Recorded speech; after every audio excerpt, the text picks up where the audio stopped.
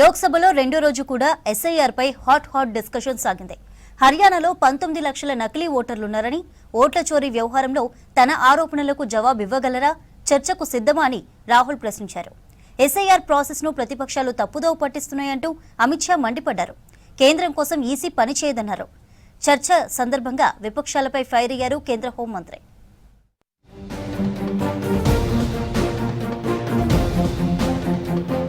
పార్లమెంటులో ఓటరు జాబితా సమగ్ర సవరణపై రెండో రోజు కూడా వాడివేడి చర్చ సాగింది.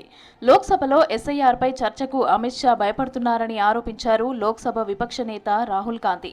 మొదటిసారి ఈసీకి పూర్తి ఇమ్యూనిటీ ఇచ్చారని అన్నారు. హర్యానాలో దాదాపు 19 లక్షల నకిలీ ఓటర్లు ఉన్నారని, ఓట్ల చోరీ వ్యవహారంలో తన ఆరోపణలకు జవాబు ఇవ్వగలరా, చర్చకు సిద్ధమా అని రాహుల్ ప్రశ్నించారు. స్పీకర్ సార్, मेरा कल एक सवाल था.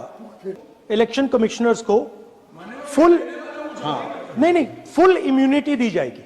ठीक है. हरियाणा की जहां इनने बात की 19 लाख वहां के फेक लोग उदाहरण आपने दिया था, इसलिए उनका जवाब दिया. Let us have very good idea. Let us have a debate on the press conference. Amit Shah ji, I challenge you to have a debate on the 3 press conferences. SIR process పై లోక్సభలో రాహుల్ అడిగిన పలు ప్రశ్నలకు కేంద్ర హోంశాఖ మంత్రి అమిత్ షా మాట్లాడారు. ఎస్ఐఆర్ ప్రాసెస్ ను ప్రతిపక్షాలు తప్పుదోవ పట్టిస్తున్నాయని మండిపడ్డారు. కేంద్ర ఎన్నికల సంఘమే ఎస్ఐఆర్ ప్రాసెస్ ను నిర్వహిస్తోందని, కేంద్రం ఆదేశాల ప్రకారం అది నడవదన్నారు. ఎస్ఐఆర్ పై ప్రతిపక్షాలు రాద్ధాంతం చేస్తున్నాయని, ఈ అంశం ప్రజల్లోకి తప్పుడు సందేశాన్ని పంపే ప్రయత్నం చేస్తున్నాయని, అందుకే ఎన్నికల సంస్కరణలపై చర్చకు నిరాకరిస్తున్నామన్నారు అమిత్ షా. कि एसआईआर पर इस सदन पे चर्चा नहीं हो सकती, क्योंकि गहन पुनर्निरीक्षण की जिम्मेदारी भारत के चुनाव आयोग की है. भारत का चुनाव आयोग और चुनाव आयुक्त ये सरकार के तहत काम नहीं करते. अगर जब चर्चा होती है और कुछ सवाल खड़े किए जाएंगे तो इसका जवाब कौन देगा? ఎన్నికలను తాము నిర్వహించమని, ఎస్ఐఆర్ కేంద్ర ఎన్నికల సంఘం పరిధిలోకి వస్తుందన్నారు. హర్యానాలో నకిలీ ఓటర్లు లేరని చెప్పారు. నెహ్రూ హయాంలోనే ఓటు చోరీ జరిగిందని ఆరోపించారు అమిత్ షా. విపక్షంలో ఉన్నప్పుడు ఏనాడు మేం ఈసీని తప్పుపట్టలేదన్నారు అమిత్ షా. అమిత్ షా వ్యాఖ్యలను విపక్ష ఎంపీలు తప్పుపడుతూ నినాదాలు చేశారు. దీంతో వారిపై అమిత్ షా ఆగ్రహం వ్యక్తం చేశారు. ఎస్ఐఆర్ ప్రాసెస్ ను తాము మొదలుపెట్టిందేం కాదని, ఏనాటి నుంచో కొనసాగుతోందని, అలాంటప్పుడు దీనిపై చర్చే అనవసరమన్నారు. मान्यवर, चुनाव आयोग एक चुनाव कराने वाला संस्थान बनाया गया और इसकी मान्यता कोई पॉलिटिकल पार्टी ने नहीं दी. भाग और अनुच्छेदों के तहत हमारे संविधान ने दी और ये संवैधानिक प्रक्रिया है. इस संवैधानिक प्रक्रिया पर सवाल खड़े कर अनर्गल आरोप कर आप पूरे चुनाव आयोग की एक प्रकार से पूरे दुनिया में इसकी छवि को धूमिल करने का काम कर रहे हैं. గత 2 రోజుల చర్చలో ప్రతిపక్ష సభ్యులు లేవనెత్తిన అనేక ప్రశ్నలకు హోంమంత్రి అమిత్ షా సరైన సమాధానం ఇవ్వలేదన్నారు కాంగ్రెస్ ఎంపీ గౌరవ్ గొగోయ్.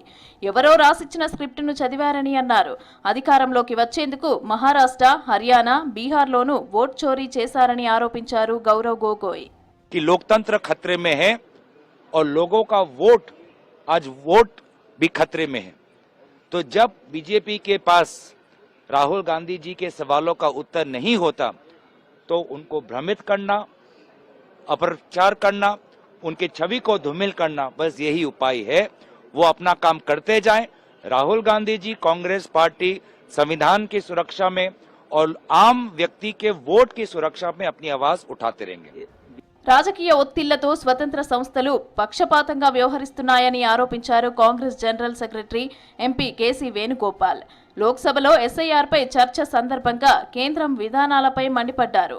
ఓటు హక్కు కేవలం ప్రభుత్వం దయతో వచ్చేది కాదని, ప్రతి పౌరుడికి రాజ్యాంగం కల్పించిన హక్కన్నారు. ఓటు చోరీ దేశ వ్యతిరేక చర్య అయినా ఈసీ అనుమతిస్తోందని ఆరోపించారు KC Venugopal.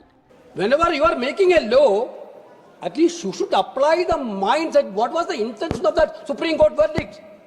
Supreme Court verdict is very clear. There should be an impartial umpire for conducting elections. You are violating the basic principle of democracy. Now election commission need this immunity. This is impunity for the crime, sir.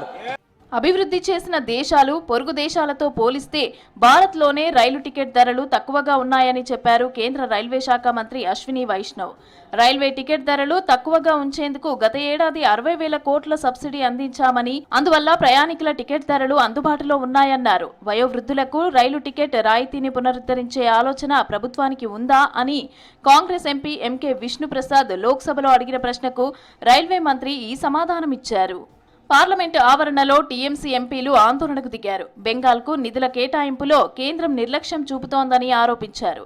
జీఎస్టీతో కేంద్రానికి బెంగాల్ నుంచి భారీగా ఆదాయం వెళ్తున్నా రాష్ట్రానికి తగిన వాటా ఇవ్వటం లేదని ఆరోపించారు. ఇప్పటికైనా నిధుల విషయంలో బెంగాల్కు న్యాయం చేయాలన్నారు.